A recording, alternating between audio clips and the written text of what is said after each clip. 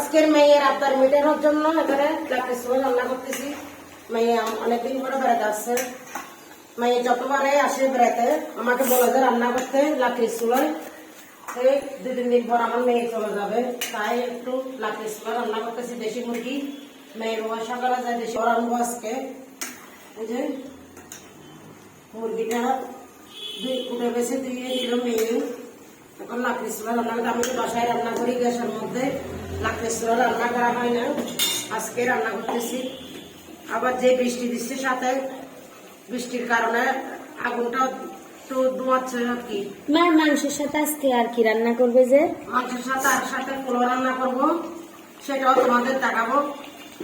সাথে হবে পোলাও, বৃষ্টি পড়তেছে সেই হবে, কেননা বৃষ্টির দিনে পোলাও আর মুরগির মাংস তাহলে তার কথাই নেই। এখন আবার পেঁয়াজ দিলে যে আমি অর্ধেক কষানোর মধ্যে কিছু পেঁয়াজ দিই, রান্নাটার স্বাদ বেড়ে যায় আর তার জন্য।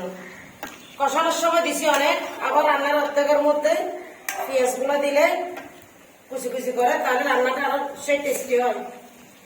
এটা দেশি মুরগি, দেশি মুরগি তো যা দাম কেজি, এখানে আমাদের এখানে 550 টাকা কেজি, এখানে 1.5 কিলো আনছে। কি করবো, দেশি মুরগির দাম খেতে ইচ্ছা করে তাই রান্না করতেছি। লাকড়ি চুলার মধ্যে রাখলে, লাকড়ি চুলার রান্না তো সেই, লাকড়ি চুলা যদি আপনি রান্না করেন তাহলে স্বাদটা আরো দ্বিগুণ বেড়ে যায়। তা আমার লাকড়ি আছে, চুলো আছে, কিন্তু আমার তো এখানে আসা হয় না, কেননা আমি গ্যাসে রান্না করি। এখানে আসতে সময় লাগে, 4 তলার মধ্যে চুলার কোনো রান্নাঘর বাঁধি নেই, এমনি চুলাটা আছে। মাঝে মধ্যে মেয়ে আসলে, মেয়ের জামাই আসলে রান্না করি।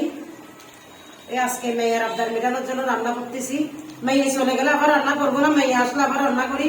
সেরকম আমার বড় মেয়ে অনেক আদরের, তাই জন্য আজকে লাকড়ি চুলা রান্না করতেছি।